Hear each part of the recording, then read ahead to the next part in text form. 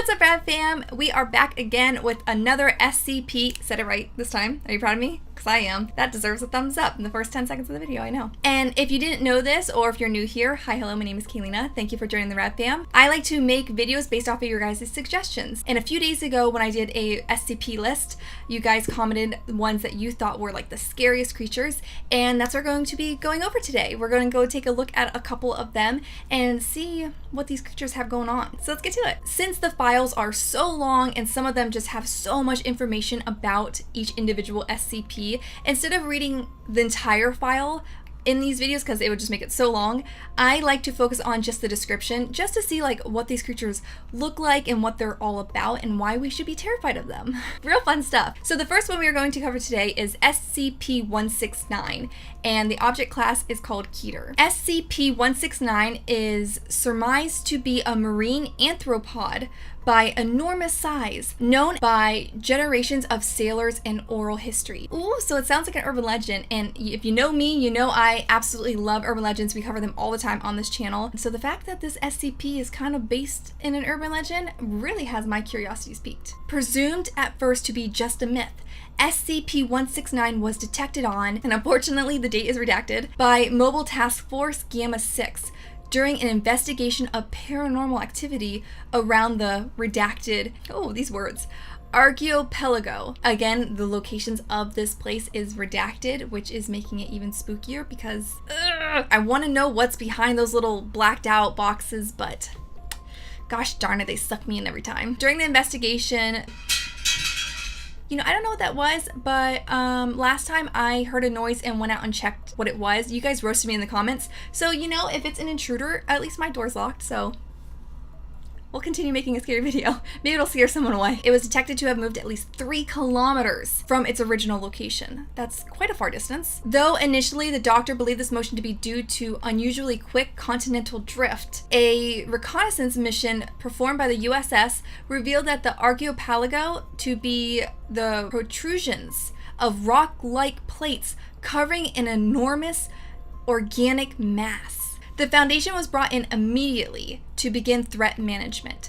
Dr. Blank and Dr. Blank estimate SCP-169's body length to be between 2,000 and 8,000 kilometers? I can't even fathom how big that is. What?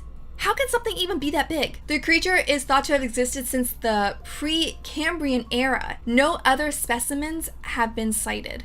I mean, it'd be hard to miss that thing, you know what I'm saying? Well, nothing is known about this SCP's habits, such as its reproductive capabilities, food source, and nesting area. Okay, this one is like making my head hurt out of confusion. If this thing is so big, how did it take so long to discover it? Known as the Blank Islands, have historically been uninhabited, though claimed by Blank in 17 blank. Upon handover to the evaluation, Blank's presence was evacuated on the pretense of rising sea levels. Though the archipelago has remained above sea level for several millennia, any change of depth by SCP-169 could result in the disappearance of the entire archipelago. If I'm pronouncing this word wrong, I'm pronouncing it wrong a lot in this video, and I'm really sorry. Regular seismic tremors seem to indicate breathing about every 3 months. Every 3 months? What the heck is this thing? I mean, it seems so docile, I feel like I shouldn't be afraid of it, but this thing's so large and so mysterious that like it could be like some sort of alien life form that's like sent down here and hiding around for a certain something to take place, and then it's gonna like activate any day now. Okay, yeah, the unknown is very terrifying. The breathing actually causes a minor shift in the island's terrain, and that goes to suggest that the creature is probably dormant. This was definitely a different type of SCP than we've covered so far on this channel, but I can definitely see why one of you guys recommended this one, just because it's so weird and mysterious, and it begs a lot of questions to be asked. Like, what's it doing here? Why is it here? What's it waiting for? And is it going to somehow come alive and eat us? The next one we are covering is SCP-096, and it is the object class Euclid. So SCP-096 is a humanoid creature measuring approximately 2.38 meters in height. These are my personal favorite. I like when they're humanoid just because I find that typically to be more terrifying. Just because like when I think of humanoid, I think of like the Rake, Slender Man, a werewolf type creature. I just think instantly of very, very scary creatures. Arms are grossly out of proportion with the rest of the subject's body, with an approximate length of 1.5 meters each. Skin is mostly devoid of pigmentation with no sign of any body hair. Literally, I'm thinking of the rake. Is anyone else thinking of the rake right now? SCP-096 jaw can open to 4 times the norm of an average human. Well, that's terrifying. I just imagine that thing trying to eat my head, and that's not great. Other facial features remain similar to an average human, which makes it even scarier because like once if like you just pass it on the street, you think it's a human. I spoke too soon though. With the exception of the eyes, which are devoid of pigmentation. That can definitely be creepy, like we saw with the black-eyed children's urban legend that we explained in a few videos ago. So it's like the opposite of that. It is not yet known whether SCP-096 is blind or not. It shows no signs of any higher brain functions and is not considered to be sapient. Interesting. So it looks like a human besides the eyes, the long arms, and the ability to open its jaw very wide. But you know, if its mouth's closed and its eyes were closed and its hands were not in frame, you would think it's a human, but it's not sapient. This creature is normally extremely docile with pressure sensors inside its cell, indicating it spends most of the day pacing by the eastern wall. However, when someone views its face, whether it be directly or by video recording or even in a photograph, we love photographs on this channel, it will enter a stage of considerable emotional distress. SCP-096 will cover its face with its hands and begin screaming, crying, and babbling incoherently. So it has an emotional reaction to people looking at its face, but it's not said to be intelligent. So what is it? Approximately 1 to 2 minutes after the first viewing, SCP-096 will begin running to the person who viewed its face, who will from this point on be referred to as SCP-096-1. Okay, this is where things are getting terrifying. Why is it running to you? Oh my gosh, once if you didn't even mean to look at its face.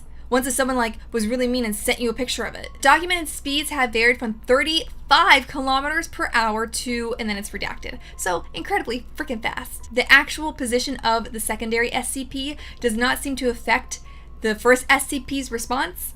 It seems to have an innate sense of its location. Oh god, that is so terrifying. So there'll be no escaping this thing. This thing is gonna get you. If you accidentally see its face, GG's for you. Someone played a bad prank on you and now you're a goner. Upon arriving at the location, SCP-096 will proceed to kill and data expunge the secondary SCP.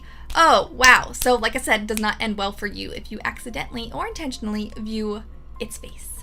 Well, that's just cruel.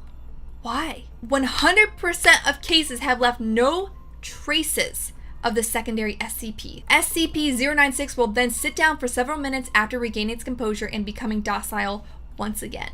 It will then attempt to make its way back to its natural habitat, which is redacted. Due to the possibility of a mass chain reaction, including breach of Foundation secrecy and large civilian loss of life, retrieval of subjects should be considered alpha priority.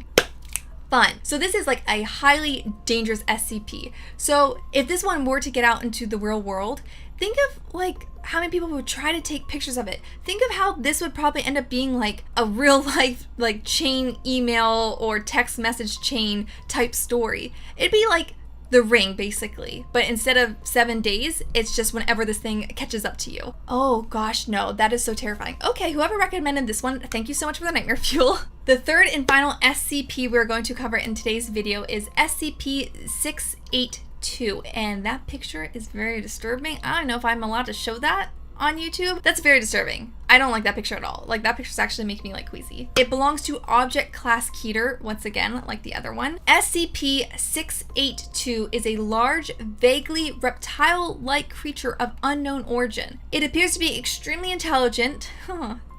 That's gonna be fun.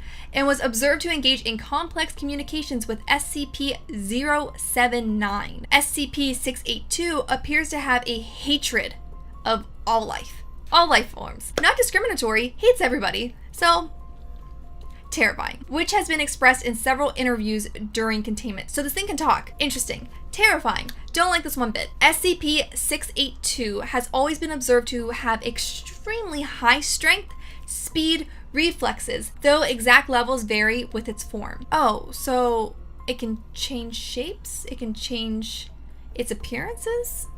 Is this like a lizard people type conspiracy theory? SCP-682's body grows and changes very quickly, growing or decreasing in size as it consumes or sheds material. Kind of like a snake, right? I mean, I guess snakes don't grow longer if they eat, but they do get quite bigger in like girth. Ugh, that's not a good word. SCP-682 gains energy from anything it ingests, organic or inorganic. So this thing can thrive on anything. So once it eats all the humans in the world, it can then satiate its hunger through like eating metal. I wonder which one it prefers though. Digestion seems to be aided by a set of filtering gills inside of its nostrils. Oh, that's interesting to think about, which are able to remove usable matter from any liquid solution, enabling it to constantly regenerate from the acid that is contained in it. So this thing now spits acid. Okay, this is like a hodgepodge evil creature that, yeah, has a reason that it's contained. SCP-682's regenerative capabilities and resilience are staggering, and SCP-682 has been seen moving and speaking with its body 87% destroyed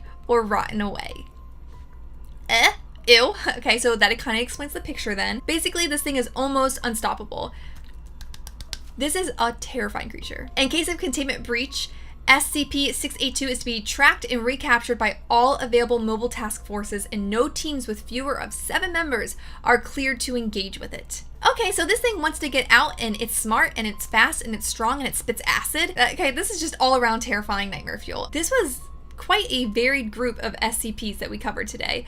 But you know, I think I've had enough of this world for right now because the nightmare fuel is certainly plentiful. Thank you guys so much for watching today's video, and real quick, I just want to take a minute to thank every single one of you in the Rad Fam, whether you've been here since year 1 or even day 1, or if you just subscribed today. Thank you from the bottom of my heart so very much. My 5th YouTube anniversary is on February 20th, and it means so much to me to have you guys in my life. And to everyone new here that just came over from the horror community, shout out. Thank you so very much. I'm so incredibly grateful for every single one of you. The Rad Fam is so great, and we're so happy that you're now part of this community. So thank you guys for an amazing 5 years, and hopefully to another amazing 5 more. But if you want to see us dive even further into the SCP world, please leave your suggestions down below. Which creatures do you think are the scariest? And with that, keep up the radness, and I'll see you guys real soon. Bye. But with all these new Rad Fam members, I thought it was a perfect opportunity to show you another Rad Fam member of my personal family. I've showed you guys Charlie and Sophia and Jellybean, or Frankie, but now I'm showing you guys Meredith. Look at Missy Meredith. Meredith. Hi. Don't tell them, but she's kind of my favorite.